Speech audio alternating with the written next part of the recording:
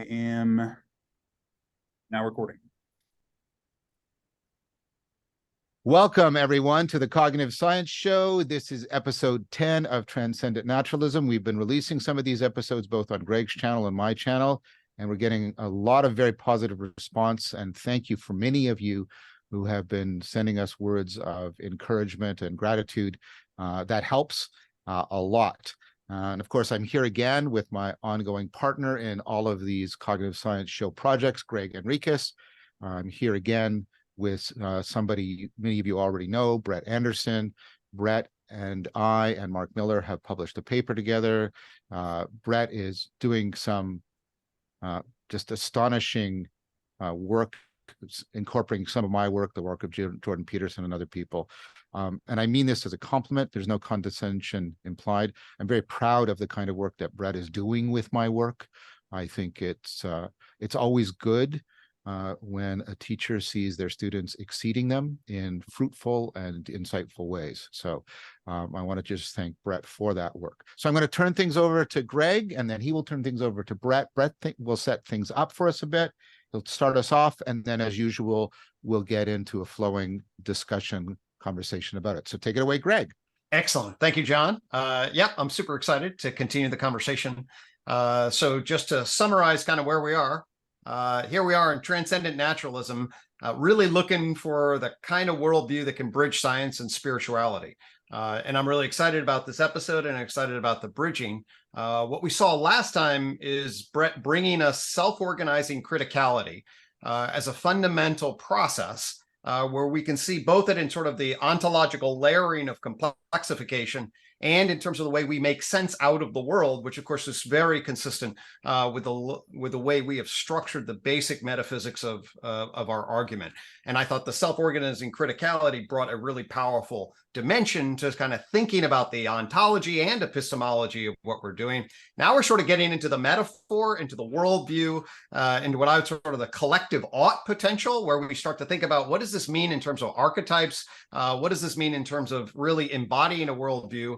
About what does it mean to be a hero? What does it mean to be alive and engaged in the process? And I know you have really powerful things to say about that. And I think we ended last time with a trinity of sorts. And maybe we can start there and just see where this exploration takes us. Brett, take it away. Yeah, it works for me. Thank you for that very generous introduction. So I'm going to share my screen again, like we did last time. So let me bring up the PowerPoint here. Can you guys see that okay? Yes, okay. So last time we talked about self-organized criticality as this process by which complex systems in nature self-organize to that narrow window between order and chaos from the bottom up. I see you may be having a little trouble hearing me, potentially. I'm going to keep going. So at that narrow window, they become more complex. And last time we discussed self-organized criticality as this concept that connects ontology. It's an account of how reality emerges in some sense to phenomenology, our experience, epistemology, and cosmology. I also think that self-organized criticality is a concept that can help us to build a real bridge between scientific and mythological conceptions of the world. That's in large part what Jordan Peterson was doing in his first book, Maps of Meaning. He was trying to build a bridge between scientific and mythological conceptions of the world, but he didn't have this concept available to him. He didn't know about it, but I think it does help to bridge between these two ways of conceptualizing the world. And so the characters that make up mythological narratives, the characters that were identified by Carl Jung and Joseph Campbell, Jordan Peterson, these characters are precisely the same as the basic categories that are associated with criticality. So we have order and chaos, and then the process that mediates between order and chaos. And this trinity of characters, I believe, can help us to reconcile scientific and mythological conceptions of the world. And again, I've probably got more slides than so feel free to interrupt me anytime if we want to go on tangents or anything. That's totally cool. So okay. In Maps of Meaning, in the beginning of Maps of Meaning, Jordan Peterson lays out the problem that he's going to attempt to solve in that book. And he lays out these two ways of conceptualizing the world that have been set at odds with each other within Western culture. The older way of conceptualizing the world, the more fundamental way of conceptualizing the world, he argues, is the world as a forum for action. The world is fundamentally not a place to, what we're doing as scientists fundamentally is trying to understand what the world is like in some sense. But wisdom is more about how to act in the world, right? What should I be doing in the world?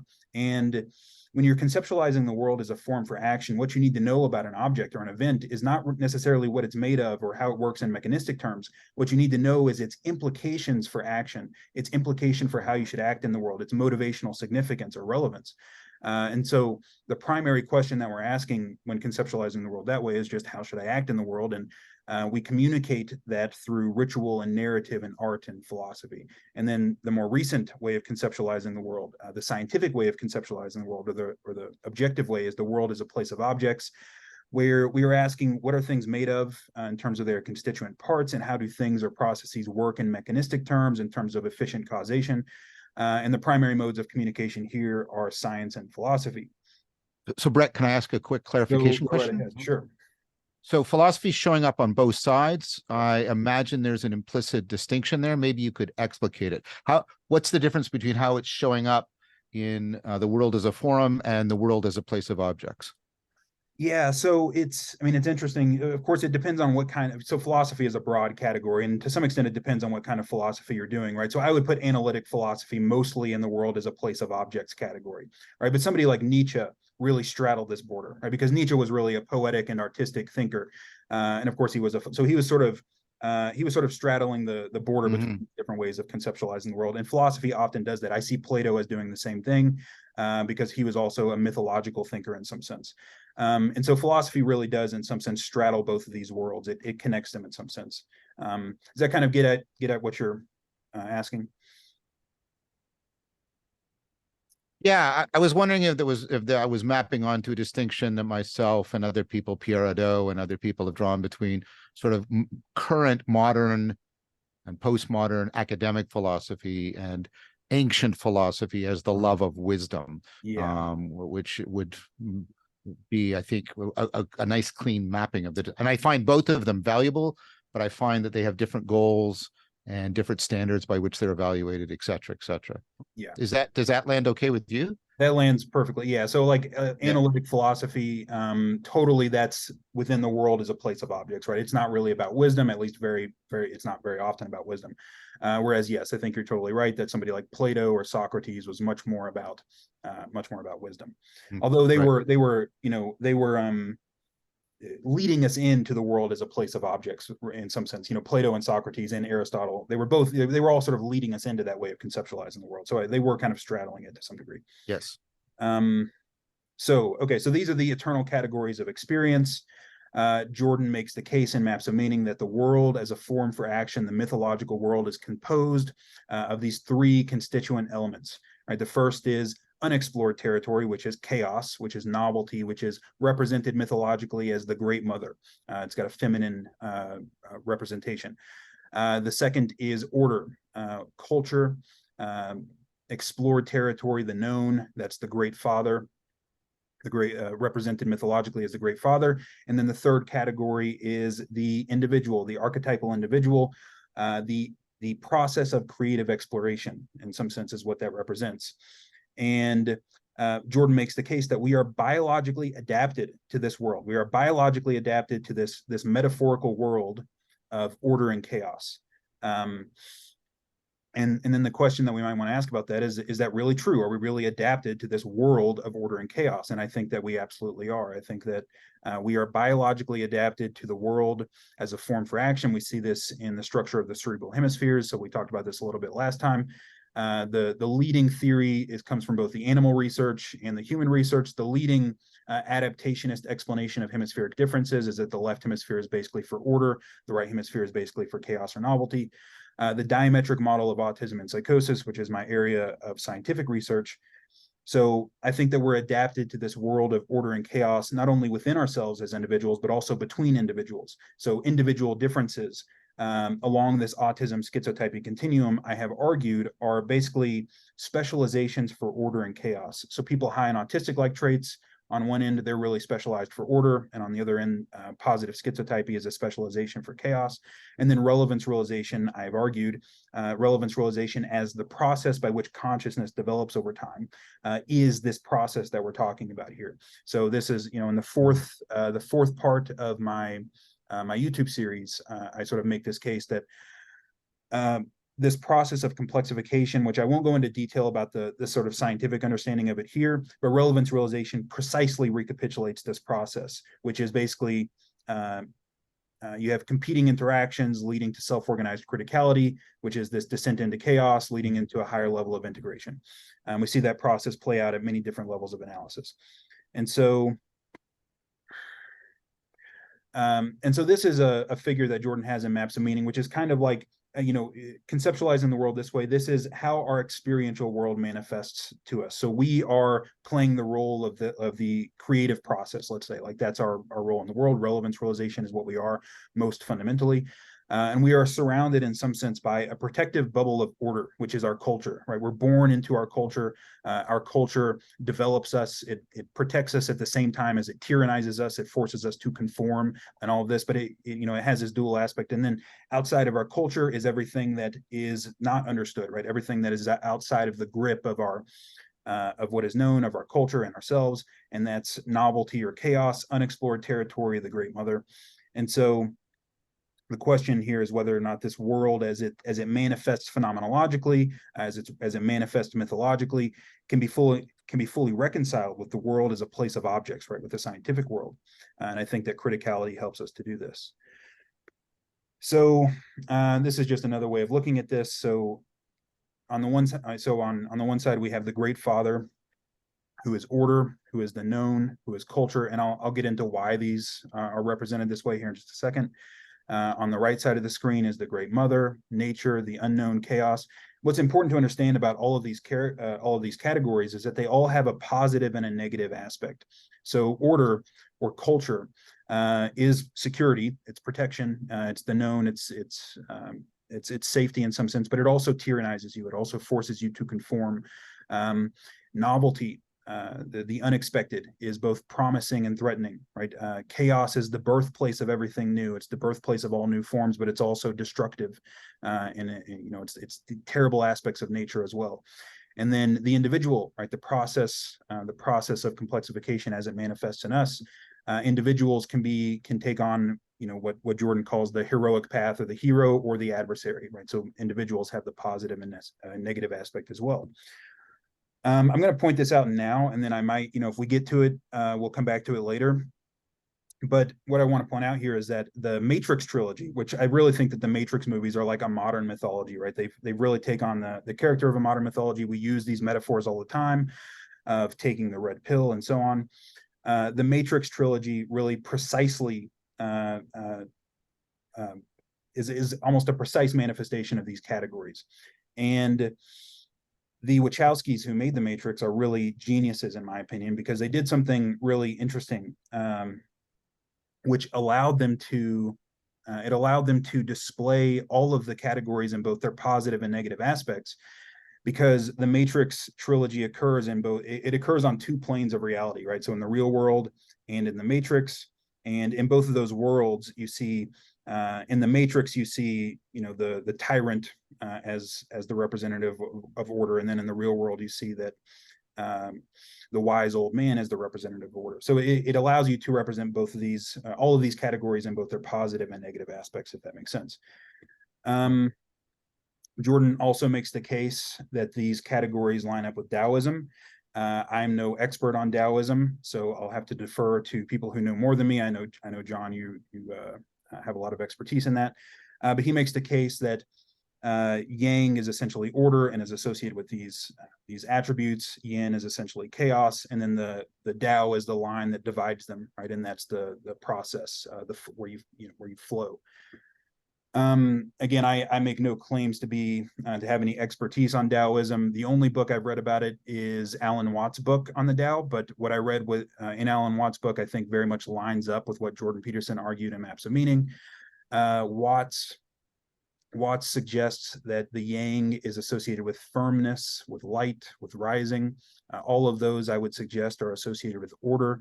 To be firm is to maintain your structure. The light is the known. Rising is what you do in a state of order. You rise when you know what you're doing, you rise, and then you fall into chaos.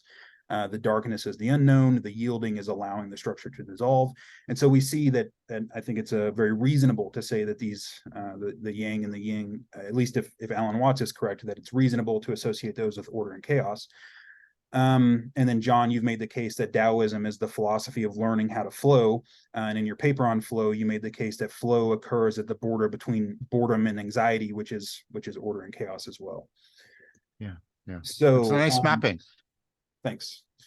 So, getting into these categories and why they're associated with the masculine and the feminine, right? Because I think there's a lot of reasons for why this is the case, but I also think we can understand this scientifically in some sense. And so there's multiple reasons for why order is associated with masculinity and chaos with femininity. We're only going to talk about a couple of those here, but yeah, I guess before we get into that, so order is associated with culture and nature with chaos in this scheme. And I don't think that there's any reason to posit like a metaphysical split between culture and nature, but I think it is useful at least to differentiate between those aspects of our world, of our experiential world, that have been rendered relatively safe and predictable by our culture because of the actions of our ancestors, and then everything that exists outside of that relative bubble of safety and protection is nature, essentially. And so it's for that reason that order is associated with culture and nature with chaos. So why is order masculine, right? And why is chaos feminine? We'll get to that here in a minute. One of the reasons why order is represented as masculine, I think there's multiple reasons, but one of the reasons is because it's the reason why culture has always been associated with masculinity. So I'm an evolutionary psychologist, and given that I'm an evolutionary psychologist, we don't have any hangups about positing differences between men and women, and in terms of the way that men and women develop over the course of development. And of course, men and women are the same in many ways, but there are some ways in which there are some differences, and one of those differences tends to be the way that men and women relate to each other. And so Roy Baumeister, the psychologist Roy Baumeister, he argued in his 2010 book, Is There Anything Good About Men?, that the way that men relate to each other is associated with culture just almost by an accident of evolution in some sense.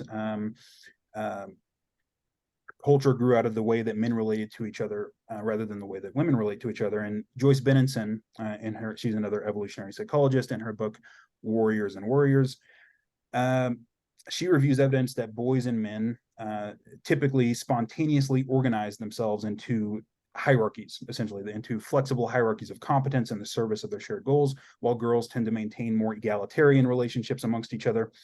And the fact is that large-scale cultural systems are hierarchical in nature.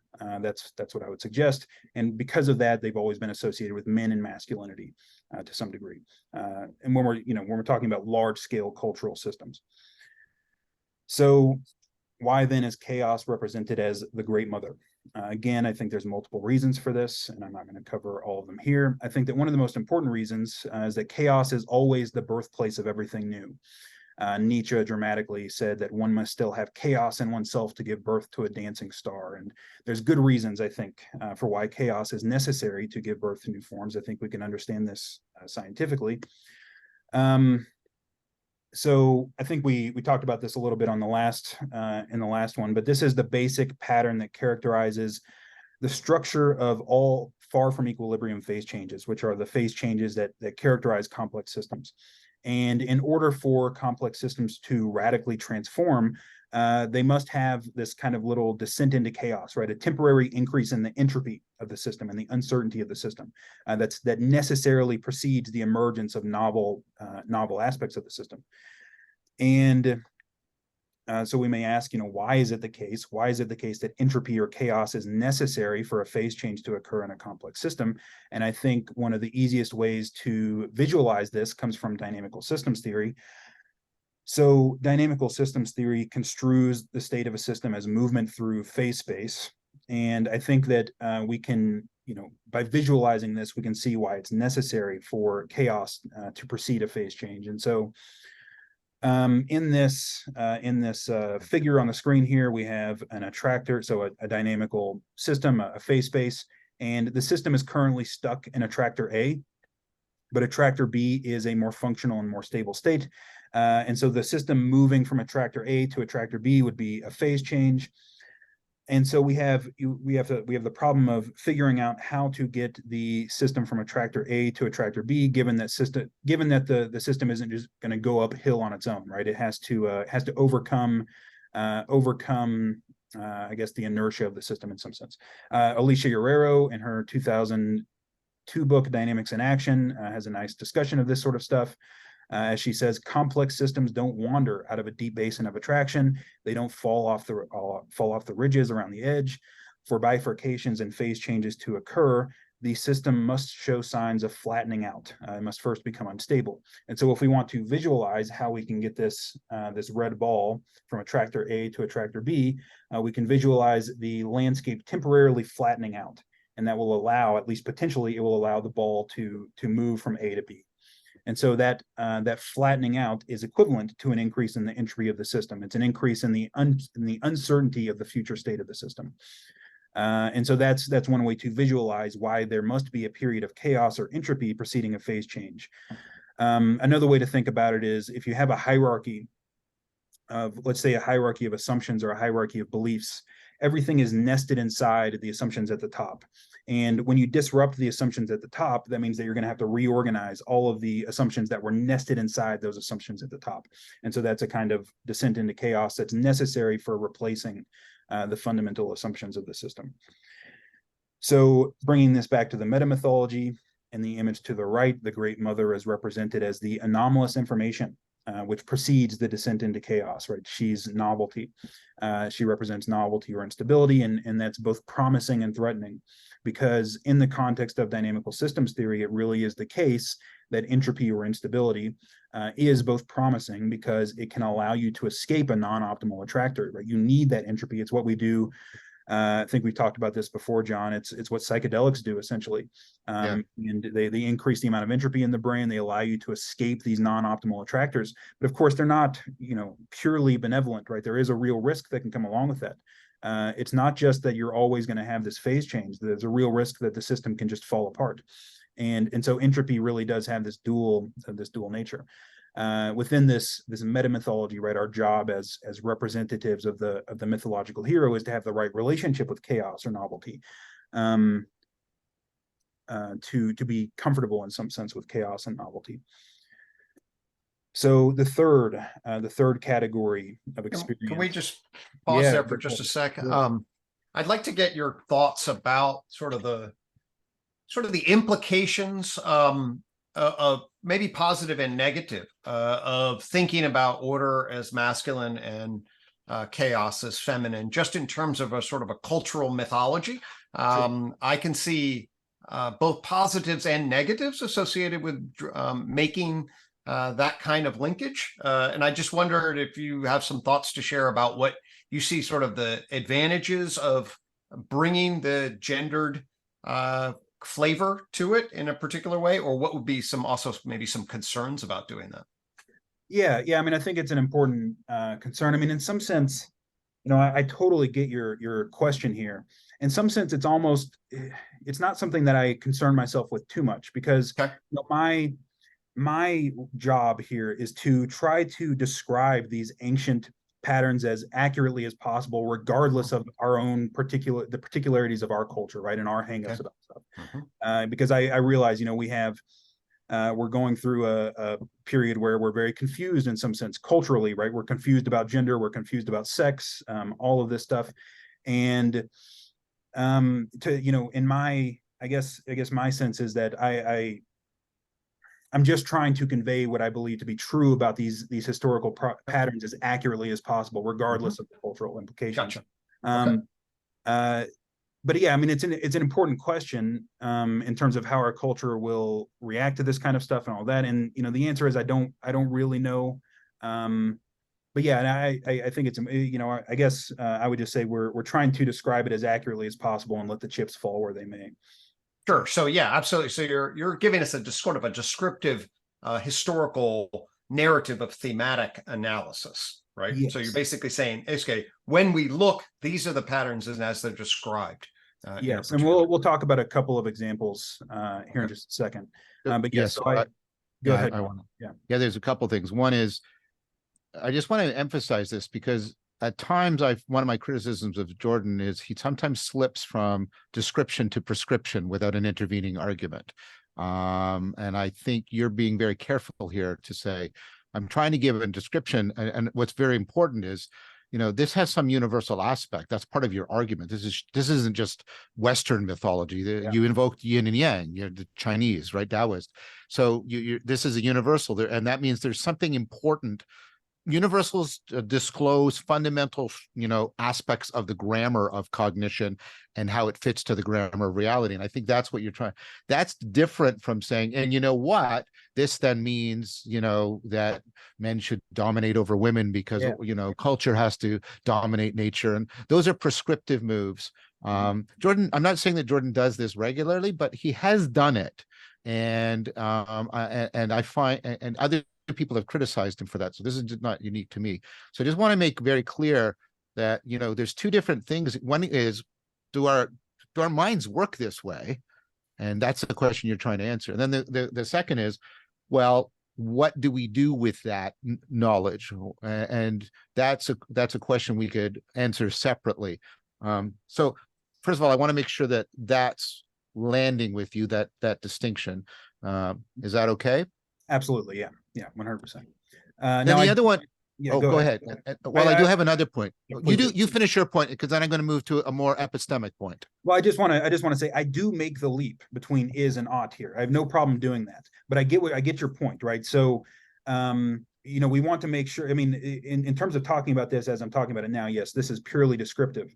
Now, it allows us to make the leap between is and ought, because that process that occurs at the border between order and chaos, I would make the case it really is optimal, that it really is good in some sense. Now, how that manifests culturally in terms of politics and things like that, I mean, that's a totally different question and way more complicated, right? Going from the abstract to the particular is complicated, but in the abstract, at least, and this is something that, it has to be made concrete by acting it out, but in the abstract, at least, that process of criticality just is good. There's nothing, I guess that's all I want to say about it. Yeah, please go on.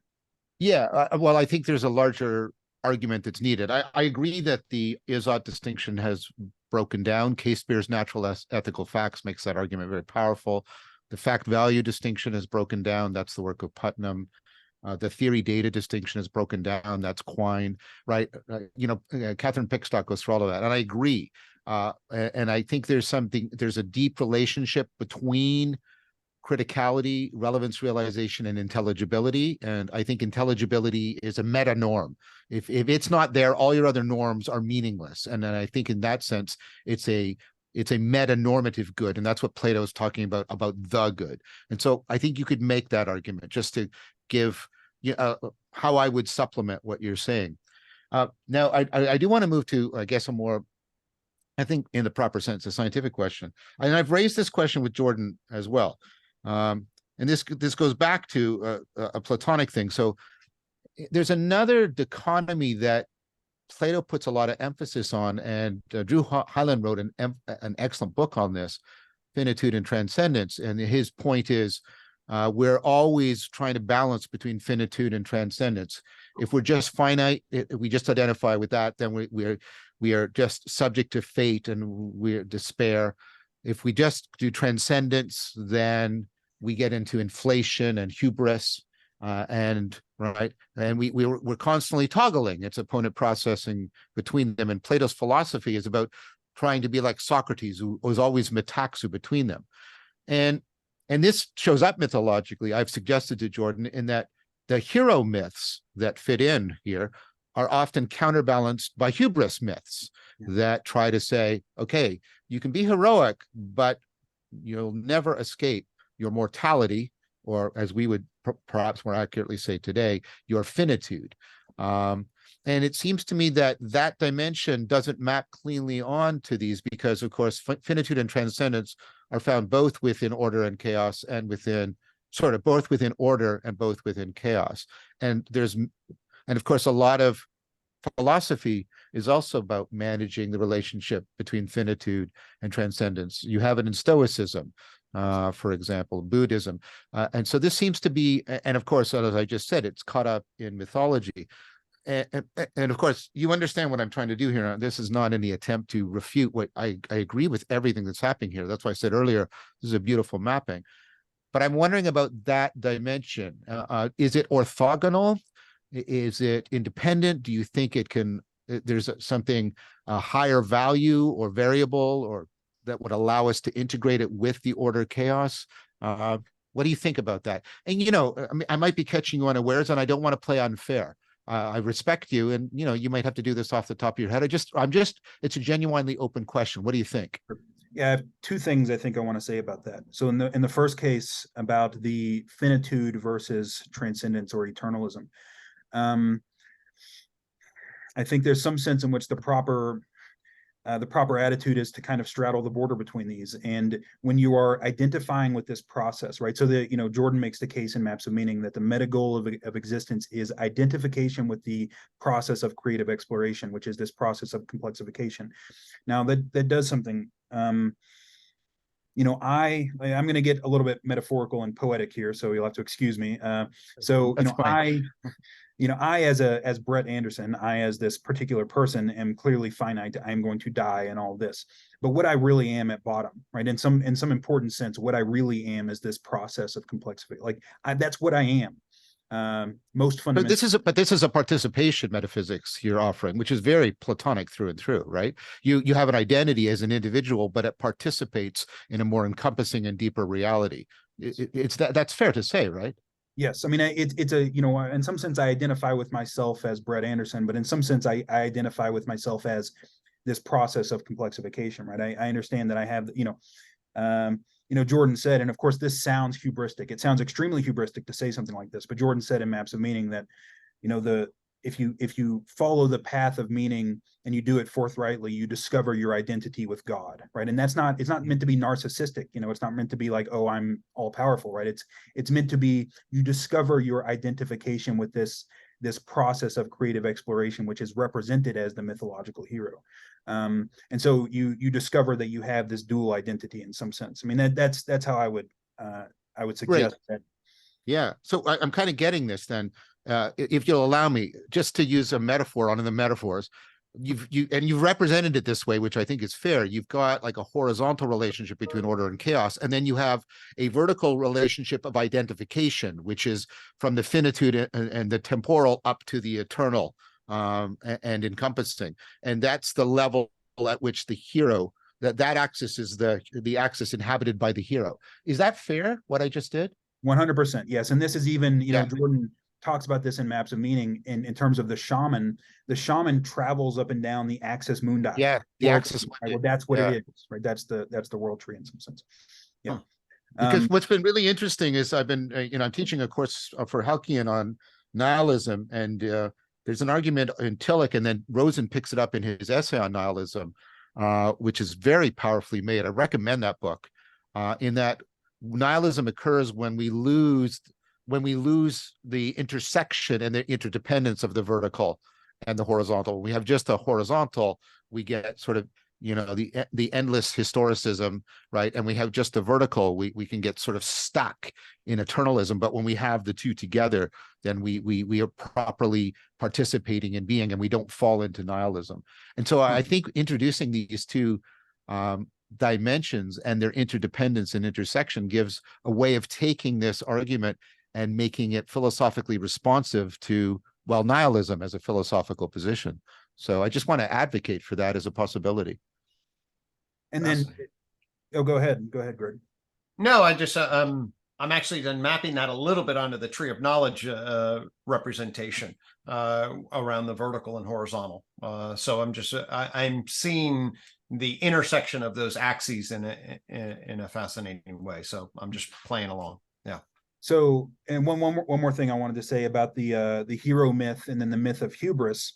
And this is something I'm kind of playing with. I don't really have any certainty about this, but one of the things I would say, one of the differences between these mythological narratives. So the hubris myth, to the best of my knowledge, was the most well developed by the Greeks, right? That was Greek tragedy, Oedipus, and all this. Generally speaking, it's in Hebrews too. The Hebrew tradition has it tremendously. Sure. Those that try to be like God get smacked down pretty badly. Sure. So it's also there as well. What I would suggest, and again, this is something I'm playing with. I mean, that myth doesn't tend to underpin large scale civilizations, and I think there's a reason for that, right? So like the large scale civilizations tend to be underpinned by a kind of hero myth. So that would be Christ in our own culture, the Buddha, Zoroastrianism, which I don't know too much about, but it's a hero myth to some degree, and then the Babylonian myth of Marduk, the Egyptian myth of Horus. So those are, I would say, relatively pure hero myths. And of course, there are many other kinds of narratives, right? So there's all sorts of narratives that don't follow that structure. But those kinds of narratives, for whatever reason, they don't tend to be the ones that underpin these large-scale civilizations. And so there's some reason why civilizations tend to develop around these hero narratives, I think. Not to say that the hubris myth isn't important. I think it's incredibly important, and I'm not sure exactly what the role that it plays in all of this is. I'm still trying to work that out. Yeah, I mean, you see instances where they're clearly both co-present. So Islam and Muhammad, submission, he's heroic, but there's this definite fear, anxiety of hubris. Sure. Right? And so there's that big, so he as a hero he's both. I see his myth, and I mean myth, of course, and if you're Muslim, I'm not insulting Islam by using that word. I'm using it the way we're talking about here. Sure. Universal deep structures of how we make sense of important patterns in reality. And I see his mythos as simultaneously heroic and hubristic at the same time.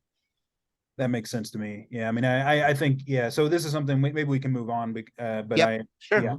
But the main point what I like and what I got out of this was the vertical and the horizontal, because I think that's really elegant. So thank you for that.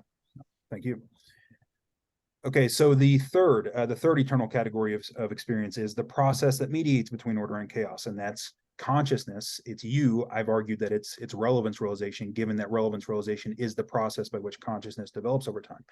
This is the individual. It's represented mythologically as both the hero and the adversary.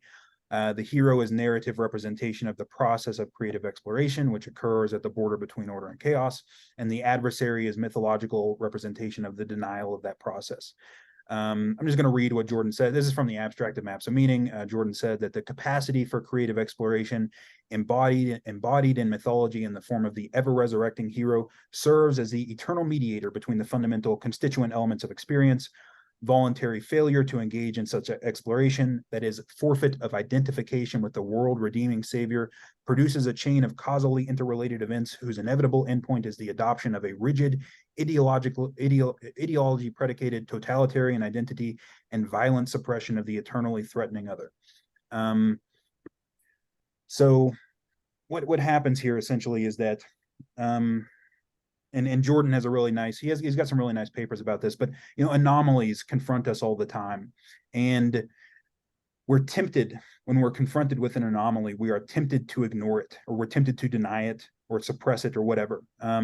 People do this all the time, especially I think we can think about this in terms of personal relationships in some sense. Like maybe you get a little bit of evidence that your partner isn't quite as trustworthy as you thought they were, or something like that, and people will ignore that all the time, and then it bites them later on. Or maybe you get word that your boss is, your boss at your work is doing something that he shouldn't be doing.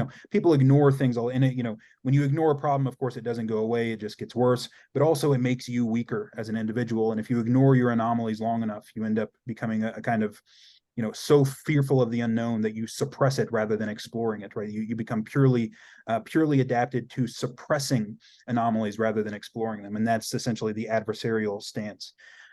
Jordan makes the case that the adversarial process, let's say, takes one of two forms, which represent either an excess of order, so you can kind of fall off into too much order, or you can fall off into too much chaos. He says that the excess of order, he calls this the fascist. This is somebody who clings desperately to their tradition and to the security of the group. And the decadent is kind of the opposite in some sense. The decadent is subversive. They reject culture. They reject tradition. They do this largely because they're too undisciplined to adhere to the strictures, or because they couldn't compete in the hierarchy of culture anyways. And although these may seem very different from each other, Jordan makes the case, and I would as well, that these are equally arrogant, equally rigid, and equally dangerous in some sense. Could I open that up a little bit? Because I Please think do, there's something really important going on here. And this, of course, harkens back to, ideas around relevance, realization, predictive processing, etc. I mean, most of the anomalies should be ignored. I see that wall over there as completely white, and it's not, right? There's all kinds of anomalous stuff coming up, and this is the precision weighting. And so it seems like there's an implicit distinction here between the anomalies that we should ignore and the anomalies we shouldn't. And that goes towards some of this deeper meta-normativity we've been talking about. Could you unpack that a little bit, given the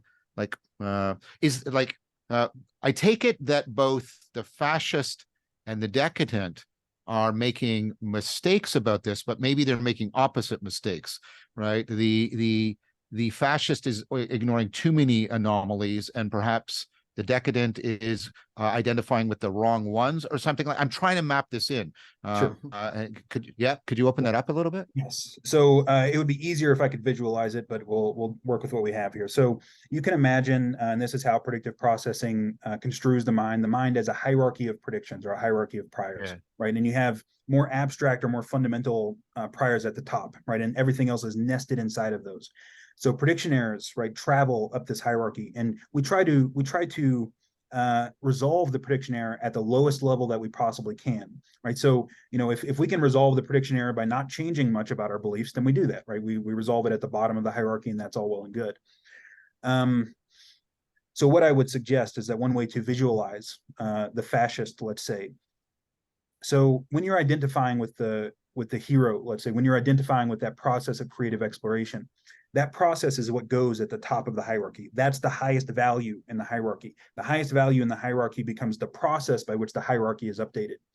And it's not static, right? It's ever changing, right? It is fluid, it is that process of flow in some sense. The fascist, in some sense, what the fascist does is takes a product of that process, right? So we have worldviews, right? We have beliefs. These are the products of the process of creative exploration, but they're not what's of most value. What's of most value is the process and not the products. The fascist takes the products, right? Takes this worldview that he has, and he makes that the highest value. Protecting that becomes the highest value at all costs. And so prediction errors, even though they're going to try to go up the hierarchy, right? They're going to run into a wall essentially at some point where nothing gets past that, right? You've said, this is what I'm clinging to. I'm clinging to this belief system, this tradition that I have, and there is nothing, there's nothing getting in there. And so in some sense, the fascist closes off the top of their hierarchy from being updated, right? It always has to remain the same. The decadent, in some sense, does something, I think, quite different. They have nothing at the top, right? So the decadence hierarchy is essentially flat, right? It's pathologically flattened out to where they don't have a highest value at all, right? There is no, all, this is nihilism. It's all is false. Yeah. Everything, nothing is of value. Nothing is true.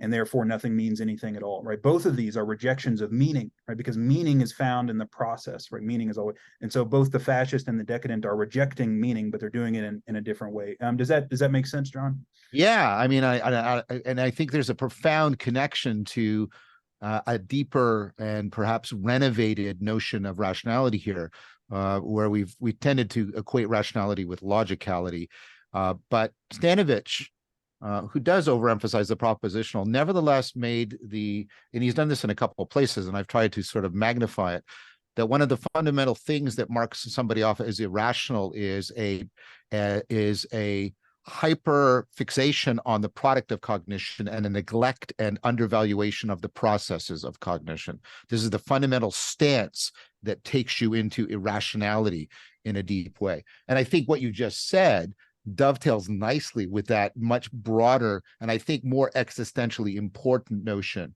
of rationality. Yeah, makes sense to me. Yeah.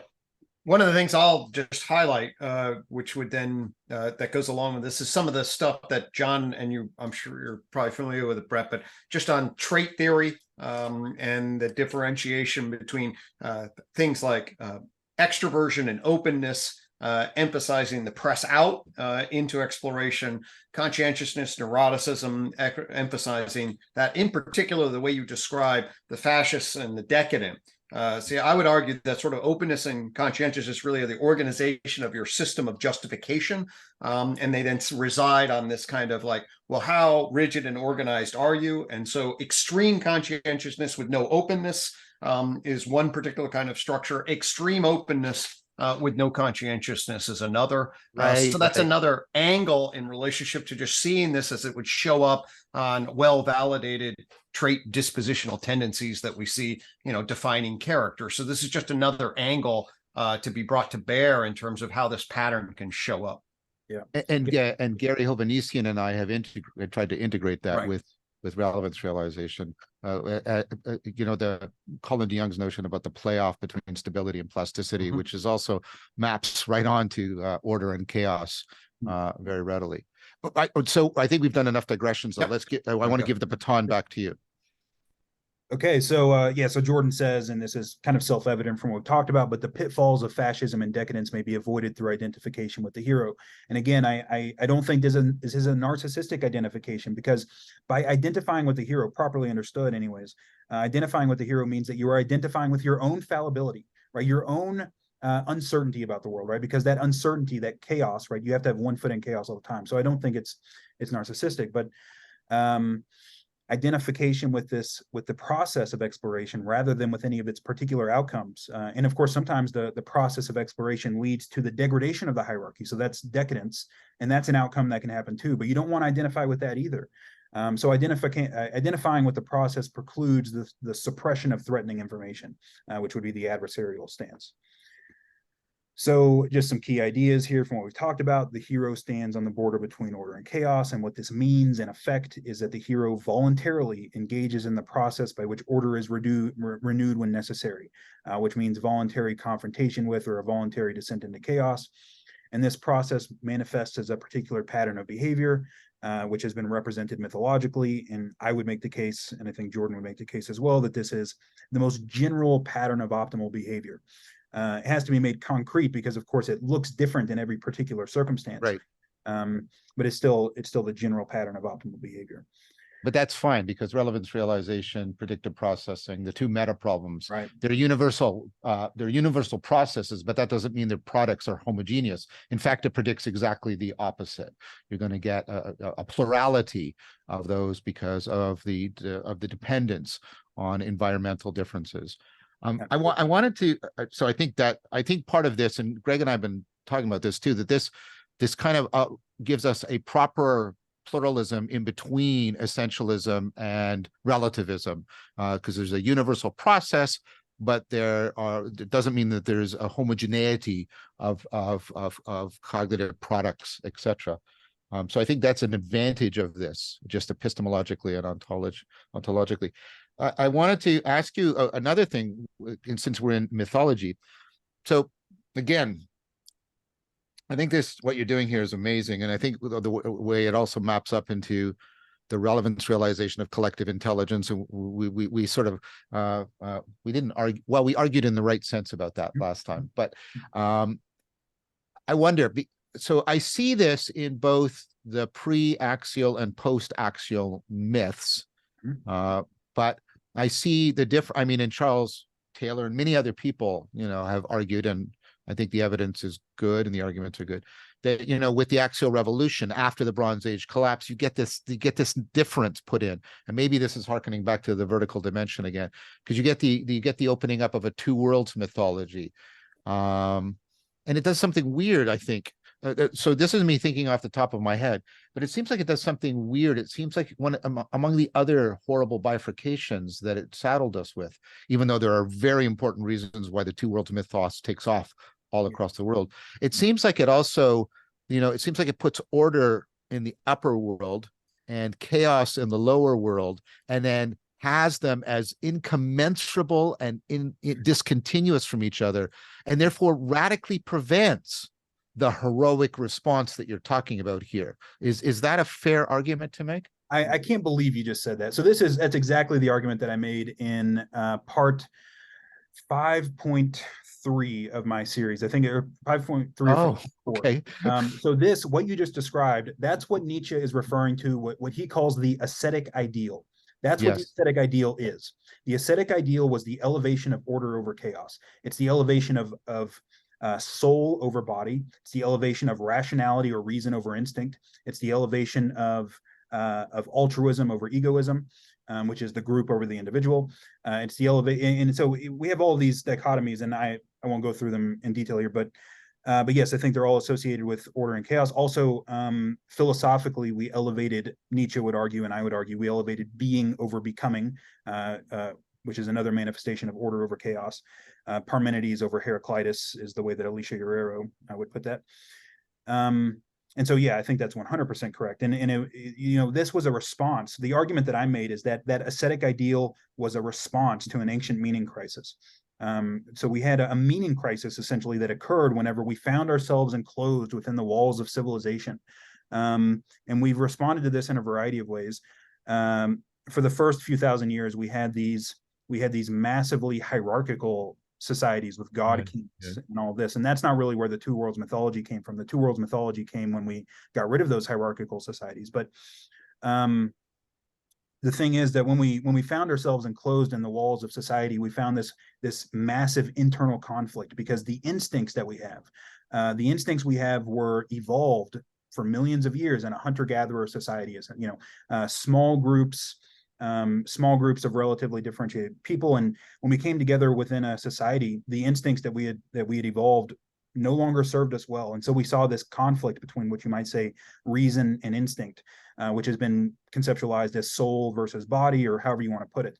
And so this ancient meaning crisis was, I would argue that the ascetic ideal was the response of what you might call the priestly class to this ancient meaning crisis that we found ourselves in, when our instincts were no longer serving us well, and we had to rely on our reason to some degree, which is, not good anyways.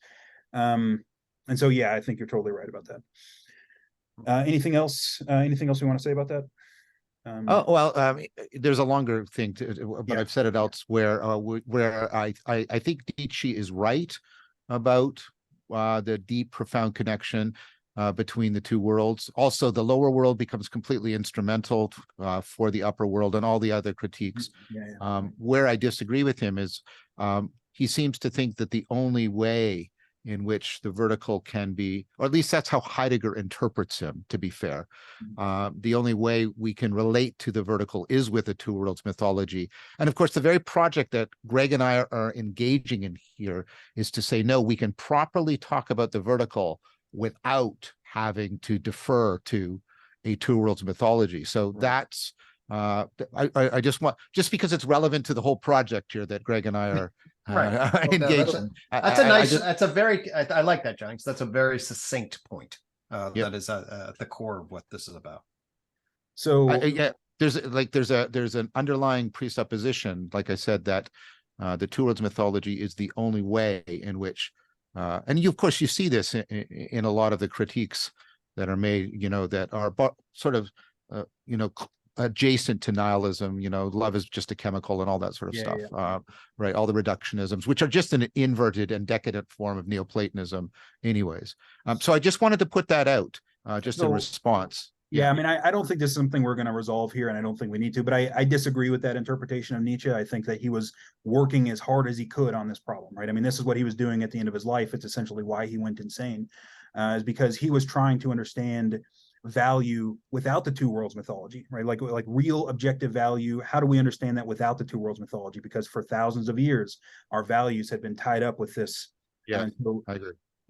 His will to power thesis was a response to that, but it's vague. His will to power thesis is vague. He was feeling out, he was exploring with it in some sense. But yeah. So I recommend Nishitani's book, The Self-Overcoming of Nihilism, where he gives a much more positive reading of Nietzsche's take on this, that in some way, which is surprising because Nietzsche tiny studies under Heidegger, but which I think is actually alternative to Heidegger, even though Nietzsche tiny never directly says that. So I would recommend that book, The Self-Overcoming of Nihilism.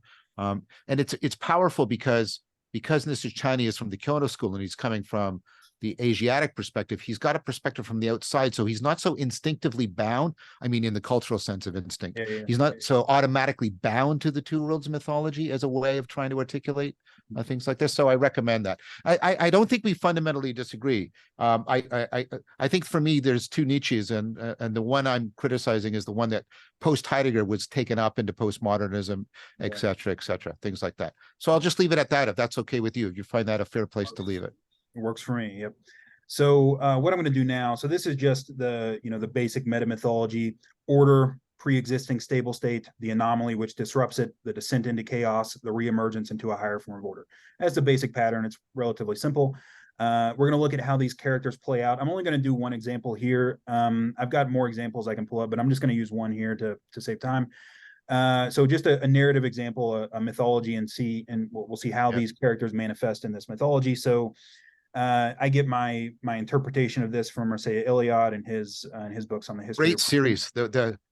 Yeah, that's such a wonderful series. I recommend it. It's unfortunate that he's kind of fading out of the spotlight, but I think that 3-volume set is just amazing. Yeah, he's brilliant. He's brilliant. So this is basically the way that Eliade characterizes the story, right? So this is the story of Osiris and Isis and Horus in Egypt. Horus is the mythological hero in this story. So Osiris was a mythical primeval king. He ruled Egypt justly and fairly, but he was blind to the forces of tyranny in his midst. Now, there are different versions of the story, and this isn't too important. There's different versions of the story. In some versions of the story, Osiris sleeps with Seth's wife. So there might be a little bit of corruption there as well. So maybe he's blind and a little corrupt or whatever. So he's blind to the forces of tyranny in his midst. And so his brother Seth rises up against him. The Lion King kind of recapitulates this story in some ways. Scar rises up against Mufasa, much in the same way that Seth rose up against Osiris. So Seth kills Osiris. He betrays Osiris, kills him.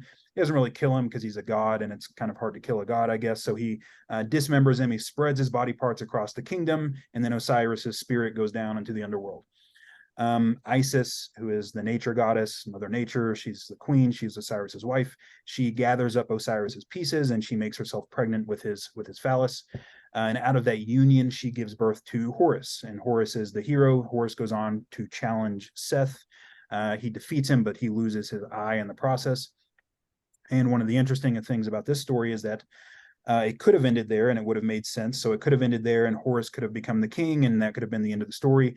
What Horus does after that, after he beats Seth, is he goes down into the underworld. He rescues his father. He gives his father his dismembered eye so that his father can see again because he was blind. And he brings his father back up and they rule the kingdom together. So looking at this from the perspective of the framework we've been talking about, so Osiris is the representative of order and tradition, right? He's the representative of past heroic deeds. But as is always the case with our traditions, right? As always the case with our culture, that it's blind in some sense. It's necessary, we need it, but it's blind to the dangers of the present. Seth, the adversary, takes advantage of this blindness. He disrupts the current order in his pursuit of power, causing this descent into chaos, which was the breaking up of Osiris, right? The current order was broken up, spread across the kingdom. Out of that chaos, out of that broken order, it intermingles with the positive aspect of nature, with the positive aspect of chaos, right? And then out of that intermingling is born the hero. And Jordan in Maps of Meaning says, and I quote, that this story makes a profound point, right? The degeneration of the state or the domain of order and its descent into chaos serves merely to fructify that domain and to make it pregnant. In chaos lurks great potential. And so Horus confronts Seth. He's harmed in the process, which is typically the case, but he is ultimately victorious. And then he goes down into the underworld and he rescues his tradition, right? We see this, Jordan talks about this all the time, this mythological trope of going down and rescuing your father from the underworld. You see it in Pinocchio as well. He goes down and rescues his father from the belly of the whale. You kind of see it in the Lion King too. In some sense, it's a different play on the trope when Simba looks into the dark pool and he sees his father reflected up at him, right? It's like when you look into the abyss, when you look into chaos, what you find is the great ancestral figure in some sense. So Horus confronts that. So Horus goes down, rescues his father, gives him his eye, and then the tradition and the hero rule the kingdom together in some sense. And so yeah, this is how these characters play out, at least in this particular narrative. So as I said earlier, I think that the Matrix movies really precisely recapitulate this process. We have the Great Father, which is the positive aspect of the Great Father in these narratives. Typically is like the wise old man. It's like Gandalf or Dumbledore, who facilitates the initiation of the hero, right? So they facilitate the hero's descent into chaos. They're at least controlled descent into chaos in some sense. And then the tyrant is the negative aspect of the Great Father. And in the Matrix movies, it's the architect who was the father. They literally call him the father of the Matrix. Neo is, of course, the revolutionary hero. He experiences his personal descent into chaos, which is followed by a reemergence. But then his reemergence precedes a social descent into chaos as well. And that's a pattern that we see in these stories. The hero acts out of his love for existence in some sense, while the adversary is motivated by his disgust and resentment with existence. And that's actually like, it lines up really nicely with the psychology, I think. Anyway, so I just want to point this out. I think this is a really nice representation of these categories. Now, so you brought up, the last time we talked about collective intelligence and the potential role that consciousness may play there. We argued about it, but I don't think it was too crucial of an argument. But I think that so the revolutionary hero, I think the revolutionary hero can be thought of as an archetypal representation of that role that consciousness plays in collective intelligence.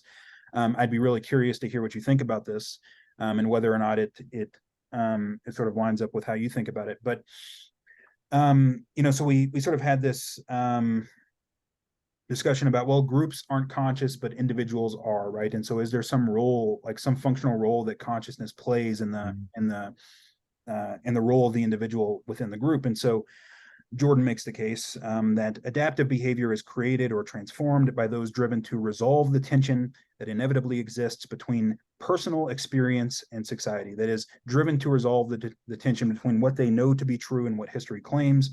And the revolutionary hero, which is Neo, as I think a narrative representation of that, is an embodiment of that process, which is the action of consciousness itself. And so this is the case that I would make about this. All of us are enculturated into the assumptions of our society. And it doesn't always happen consciously or explicitly, right? We observe the people around us. We observe their assumptions about the world, their implicit values and their implicit assumptions. And we take on those assumptions as our own.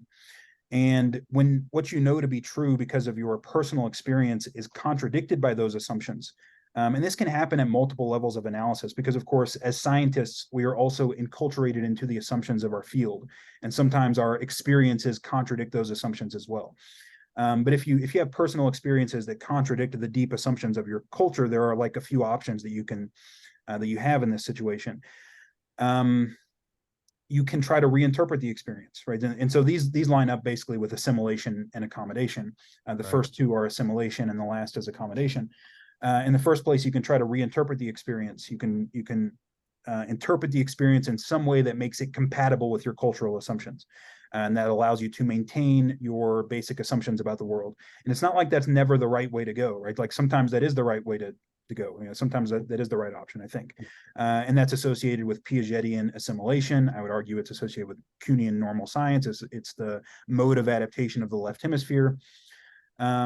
The second option that you have is to deny the existence of the experience. You can claim that the experience was illusory, and that will also allow you to maintain your basic assumptions about the world. Again, it's another version of assimilation. And then the third option is that you accept the reality of the experience. You accept that it exists in contradiction to your deep assumptions about the world, which have been instilled in you by your culture. You accept the dissolution of yourself in the face of this contradiction. And that's accommodation. That's revolutionary science. That's the mode of action of the right hemisphere. And Jordan characterizes it this way. He says, when faced with a paradox whose solution is impossible in terms of the historical canon, in terms of the axiomatically predicated hierarchy of values and assumptions, the revolutionary hero takes inspired action and transcends his culturally determined limitations. Instead of denying the existence of the problem and tormenting those who cannot help but posit it, he accepts the apparently impossible task of solution and of reuniting the warring opposites. And so I think this is a way to think about the role of consciousness in collective intelligence. That is, groups don't have experiences, but individuals do in some sense. And when our personal experience comes into conflict with the deep assumptions of the group, that creates a tension, because the group in some sense has an interest, and I'm personifying the group here, but the group has an interest in maintaining its traditions against deviations from those traditions. This is sort of built into the logic of cultural evolution, because cultural evolution requires, on the one hand, and this is an argument that's been made by Michael Tomasello, Joseph Henriques, and some of the cultural evolutionists. Cultural evolution requires a kind of blind imitation. On the one hand, we have to, in some sense, blindly imitate what our ancestors did, simply because we don't have access to enough information to rationally judge our traditions. And so we imitate. So also, we won't have the skills to do so until we're to some degree enculturated, right? Right. Yeah, that makes sense. Yeah. We have to master the tradition before we can transcend it. And so, but the group in some sense has an interest in not allowing people to disrupt that tradition. And so you can get this tension between, the necessity for the conservatism of the group, right? Which is a real necessity. It's not, it's not a pathology. Like, you need that conservative tendency. And on the other hand, the necessity to update that tradition in the face of anomalous experiences. Now, Nietzsche made the case, and Jordan Peterson made the case in Maps of Meaning, that in the extreme examples of this are associated with essentially madness, right? Like, the person who has the anomalous experience essentially has to go insane to incorporate it. And this is, Jordan makes the case, and I think he's right about this. Although the anthropological evidence is murky in some sense, but he makes the case that this is the shamanic initiatory crisis, right? So oftentimes, before the person goes on to become the shaman within their culture, they have this real psychological breakdown. They have indistinguishable from psychosis in some cases. We see this in mythological tropes as well. I think we see it with the Buddha. The Buddha had this psychological crisis before doing what he did, but and in some sense, this is represented in the Matrix movies, I would suggest. So Neo has these experiences that are considered impossible given his deep assumptions about the world. These coincidences that occur, or the typing on his computer, right? These things should not be possible. He is given a choice as to whether he will deny or accept the reality of the experiences. That's the red pill, blue pill metaphor. As a result of his voluntary confrontation with that, as a result of taking the red pill, he has this personal descent into chaos, this psychological crisis, where he has to reformulate his fundamental assumptions about the world, and he reemerges from that, where he becomes the anomaly. And they actually call him this in the movies, right? So the agents of the Matrix call Neo the anomaly. Interestingly enough, this is Jordan Peterson. And it is really interesting to me, because these movies came out at the same time. They both came out in 1999. The Matrix came out at the same time as Maps of Meaning. But Jordan also calls the revolutionary hero, this archetypal figure, an anomaly, right? They're an anomaly from the perspective of everybody else. And so Neo ends the trilogy by reconciling the warring opposites. And so anyway, this is just I think that the Wachowskis are really geniuses, and they intuitively picked up on this underlying pattern. I think they have I think they had a muse that was a genius in that one movie. I'm very questionable about their movies thereafter. Yeah. Yeah. Can I just ask something here then? Please do. Yeah, please do. Yeah.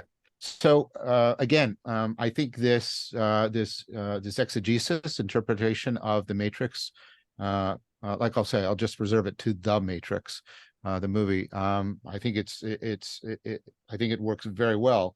However, again, maybe this is again me invoking the vertical, perhaps. It's also clear that the Neoplatonism he's called Neo, he's called the One. This is a version of Plato's cave myth, and the ascending out of it and the returning back down. He goes out of it and comes, right, welcome to the real world, all that sort of stuff, right? And of course Neoplatonism is based on the idea that our anomalous experiences can not only be ones that are how do I want to put it, that fall outside of what we consider real. They can also be what I've talked about elsewhere, is they can be ontonormative. Namely, they're anomalous not because we can't fit them in to our world. That's anomaly, not following the laws. But the opposite is we reject all of this world as, right, less real than those really real experiences, the experiences of the one that are, of course, being invoked. When Neo is welcomed to the desert of the real, and all that sort of stuff. And this, of course, goes with, you know, all the metaphors for waking up. The Buddha is the awakened one, enlightenment. And so, again, I'm wondering how that would fit into this model, because it seems to me that there's different kinds of anomalous experiences that people have, and some of them, I think, are ones that drive towards breaking things up the way you very, I think, eloquently described. But there are also ones that are like logos. They are anomalous experiences that portend a much greater integration that has been lacking, and that people are drawn to precisely because of that, how that enhances intelligibility, etc. So how does that land for you? As I mean, I don't think it's unfair for me to say that mythology is also being invoked in the Matrix. I don't know enough about Neoplatonism in general to comment on that, but so the anomaly, right? And so I think there's a couple things to say about this. Is that in the first place, anomalies occur at different levels of analysis, and I see this process as kind of playing out as a kind of fractal in some sense. So with small anomalies, right, and with small anomalies, we have a small descent into chaos, right? It only generates a little bit of psychological uncertainty, or whatever kind of uncertainty, and maybe we have to break with the group a little bit, but it's not a big deal, and whatever. A new scientific hypothesis generally doesn't, we wouldn't call that revolutionary, right? But it is, in some sense, it's still the same process playing out at a different level of analysis. When more fundamental assumptions are disrupted, right? That's really when we see this process play out in the sort of archetypal way. And with those kinds of anomalies, I would suggest that they have this dual aspect of, what you talked about of being both integrative but also destructive, right? And they're both promising and threatening, right? Like when you're really threatening something like a really fundamental assumption, the anomaly that threatens that is both destructive on the one hand because it requires destruction to incorporate it, but it's also integrative on the other hand because it holds the promise of a greater level of integration, right? But it's that's why novelty has this dual aspect of being both promising and threatening. So it's very much like the yin yang, right? The order and the chaos actually deeply interpenetrate each other. I see. Yes. Okay, that's that's a good answer. I appreciate that answer. Well, and it plays out ontologically that way too, because the process by which the universe becomes more ordered is the same as the process by which entropy increases in the universe, right? Yeah, so exactly. So those are the same process, right? And so order and chaos are two sides of the same coin. Okay, and so that's helpful. Thank you.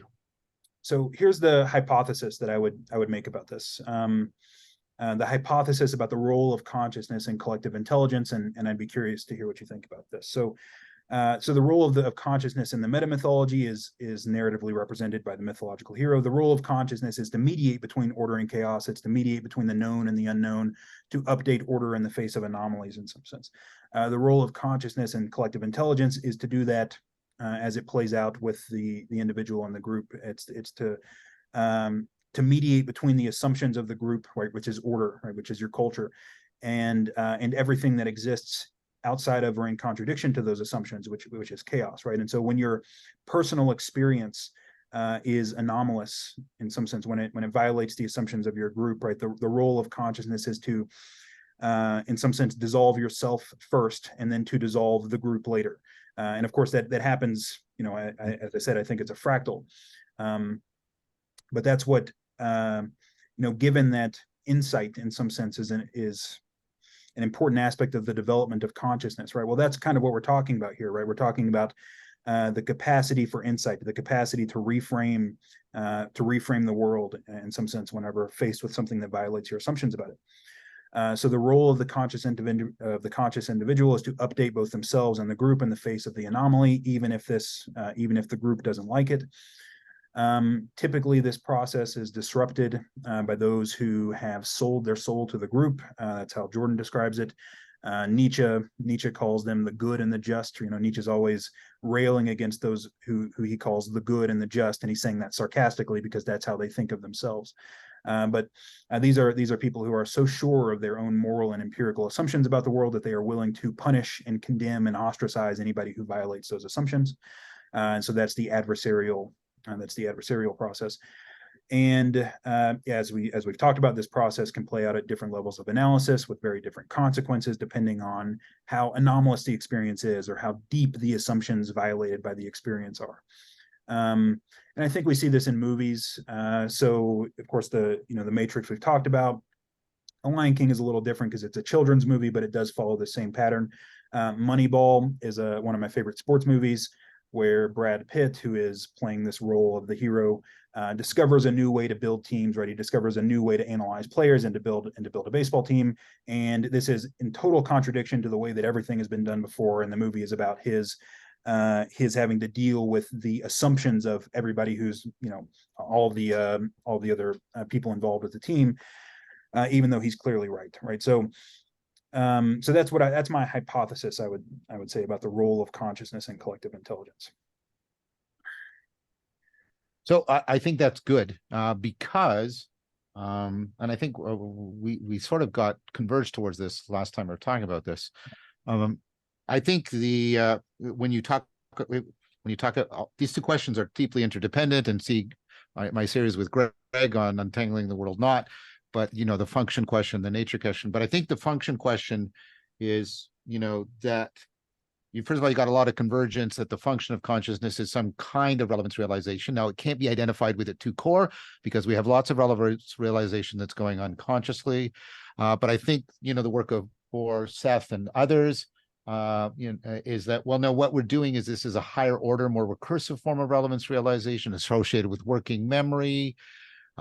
Which is a relevance filter with fluid intelligence, with attention. And the proposal is that what consciousness is it's about dealing with those problems that are high in novelty, high in complexity, high in ill-definedness. And so when we can convert those ill-defined problems into well-defined problems, then we can proceduralize them, and the need for consciousness drops down significantly. And so I think insofar as the system doesn't have consciousness, the spirit of collective intelligence, and I agree with you, I think this is actually a way of making this argument very sharp. But if that is true, then that means that the collective intelligence is not very good at dealing with problems high in novelty, high in complexity, and high in ill-definedness. And now, the counterbalance to that is you pay a price for that heightened relevance realization being individualized, which is its cognitive scope, its cognitive light cone is significantly diminished. So it often can't, and this is the argument about why consciousness is at the level it is. So it often can't grasp patterns that fall outside of our own particular phenomenological field. And you need collective intelligence to, well, track global warming, as Tim, as Merton's example is, right? When he talks about hyper objects. And we can't see evolution, but science can track it, et cetera, et cetera. So again, I think this is right. And I think there's a trade-off relationship between them, which I think makes a good case for why we should resist people who want to attribute consciousness to collective intelligence, because it misses out on, I think, this very important trade-off relationship, functional opponent processing between individual consciousness and collective intelligence. How does that land as a response? I mean, that lands perfectly. Yeah, so one of the things I've thought about is that in some sense, an infinitely scalable non-zero sum game. And if we were Yeah. trying to discover the infinitely scalable non-zero sum game, is to facilitate this process in as many individuals as you possibly can, right? Because that's in some sense what it would mean, right? So I made the case that for an individual, what you want to do is put that process by which the hierarchy is updated at the top of your hierarchy of values. And I think that if a culture were to do that in some sense, like if you were really to, if a culture were really to, in some sense, worship that process, that's how it would manifest. It would manifest as a devotion to facilitating that process in as many individuals as you can, I think that's agape. I mean, I think that's what agape is in some sense. But well, I think Jordan Hall and I have also talked about that, and picking up on some of the exciting theoretical work coming out of the philosophy of biology. You move, and this lines up to what we were saying earlier about rationality, you move from the evolution of traits to the evolution of evolvability, which is a very different higher, and that's not a quantitative change, that's a qualitative change. And there's now a lot of work coming out about how that and what's called natural reward are as important to evolution as natural selection. Because of course, when a system moves to evolving for evolvability, it moves into niches first. And then you get the benefit of being, you don't have to be the best if you're first and fast enough at being first. And that's the natural reward that you get for shifting off the evolution. Now, of course, there's opponent processing between them, right? Because the evolution of traits really hones you to specific niches. The evolution of evolution it gives you access to new niches, and there's trade-off exploit trade-off relationships there. So No, I think that's fine. No, I love that paper, the Gilbert paper. You introduced me to that paper, John. Yeah. One more thing I wanted to say about this in relation to the role of the individual in the group, and I would just look at Darwin again, and of course Darwin couldn't have done what he did without all of this work that had preceded him. But you still needed an individual to see how it all fit together. You still needed an individual to have the insight. So even though it requires all of these other people in this community, right? The insight itself still manifests as within an individual.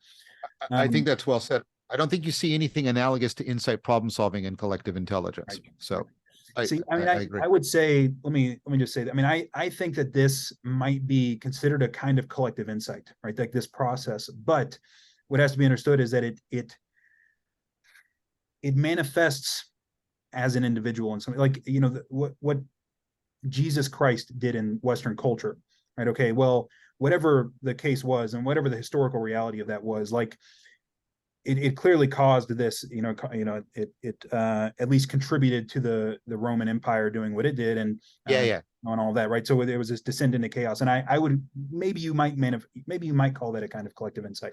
We have to be careful about that.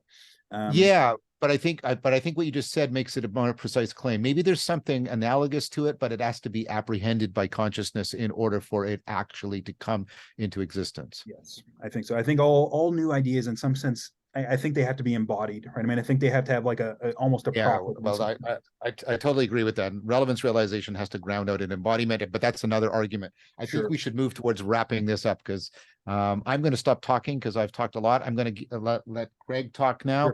But my last word is thank you so much for this. This was brilliant. This was eloquent. This was insightful. I'm now going to turn things over to Gregg, and then Brett, because we're recording on your site because of technical reasons, could just tell me when you're about to end, and I'll just thank the viewers. Sure. Yeah, no, I mean, I've been sitting and absorbing and playing with this frame. And so one of the things maybe, Brett, that I would, kind of invite you then to think about is as we sort of our collective intelligence and your own consciousness begins to explore this territory, you've laid out a rich case in relationship to the criticality and the meta myth. What do you have a sense about the kind of transformational processes that consciousness needs to sort of spark to awaken a collective intelligence? I mean, can we, obviously we're trying to get together and do this series, and, John and I are sort of thinking about, okay, laying the groundwork for this transcendent naturalism, wakening people up and coordinating that process. What is it that moves people in that direction? What is it that can orient them to the criticality that enables them to appreciate the meta myth? Any thoughts that you have? I was kind of sitting here thinking, like, what a beautiful narrative, what a beautiful kind of story. What draws people to that? What kind of transformation takes place in cultures and collective intelligences? How is that sparked? Have you given any thought to that? Yeah, I mean, definitely. I mean, so in some sense, it's related to what we just talked about, right? And in some sense, there always has to be a kind of prophet, right? And Jordan Peterson played that role to some degree. I mean, this corner of the internet wouldn't be what it is if it wasn't for that whole controversy, right? Now, Jordan, I have my criticisms of Jordan's more recent behavior, and I think maybe we all do. But it wouldn't have happened if it wasn't for whatever whatever happened in 2016. My answer to your question is I don't know, right? I don't really know. But what seems to happen is that there are these like little, these cultural inflection points, right? These this tension that is always building, and somebody comes along and just sort of pokes the hornet's nest in the right way, and then we get whatever the Jordan Peterson phenomenon was. But that's kind of over now. But I don't know. It's something like that, right? It's something and of course, both of you guys certainly sparked a criticality for sure. Right. I mean, it was huge, right? It was huge. So yeah, I mean, I don't really know, right? I don't really know. I mean, I think that in some sense, it's almost too big picture for me, right? My goal is to just communicate to these things as clearly as I can, and let the chips fall where they may. But in terms of how this is going to play out in the future, man, it's really hard to tell. I mean, I really do believe, though, that this corner of the internet, right, what's going on in this corner of the internet is, despite the fact that we're not getting 2 million views a video, I don't care. I think there's something really important going on here. I really do. And so I do think it's going to come to a head at some point, and have a profound effect on the culture. Lovely. So I do too. I really do. Yeah. So I guess, that's it. We can go ahead and wrap it up. I'll stop sharing my screen here. And yeah. Well, Brett, I'll also just acknowledge I listened to quite a bit of your intimational worldview. I deeply appreciate your sharing your story, the journey of your own hero's journey in relationship to the exploration of criticality, the experience of that, and the reorganization of that, and living out the hero's journey and bringing your story and your insights to us. Is really aligned brilliantly, I think, with the mission, vision, articulation of transcendent naturalism. So both at the personal level and at the insight level, I've deeply appreciated this journey. Well, thank you, Greg. And I appreciate you guys having me. I've enjoyed both of your work as well. So it's been great. So I'm just going to thank all of you for hanging in with us. This series is not done. There's more people to come. We're going to be doing quite a few episodes, and I just wanted to thank everyone once again for your time and attention. Yeah, thanks again. Okay. Okay, so I will